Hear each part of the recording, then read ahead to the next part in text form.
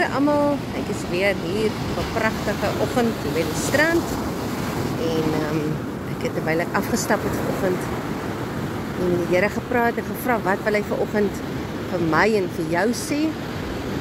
En ek het so liefde vir die see en vir die strand. Dit is so besonder mooi, en daai skrifgedeelte in Psalm 146 het sommer so my hart opgekom.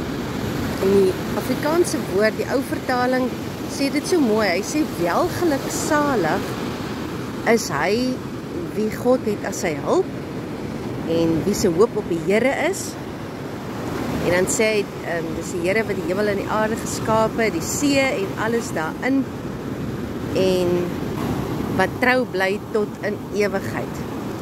En dit is so besonder mooi te weet dat die skrif sê, ons is welgeluksalig as ons God as ons hulp het en as ons hoop op hom is.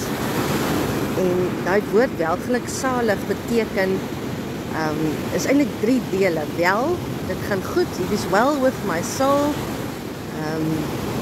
Geluk, is gelukkig, maar nie net 'n aardse, vleeslike gelukkigheid nie, dit is geluk in die Here. Hy is ons blydskap en hy is die een in wie ons blydskap is. En salig is geseënd. Dit gaan goed met jou. Dit is, jy het vrede, jy is geseënd en dit gaan goed met jou. Welgeluksalig. En dit is wat ek sommer vanoggend op hierdie mooi klippie wat ek opgetel het wil skryf. Welgeluksalig.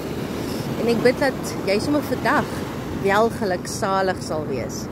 Dat dit sal goed gaan met jou, dat jy die geluk en die blydskap van die Here in jou lewe sal hê, en dat jy geseënd sal wees, en dat jy vrede sal hê, dat die Here, sommer met die wete, dat die Here is jou hulp, en dat jy altyd jou hoop op hom sal stel.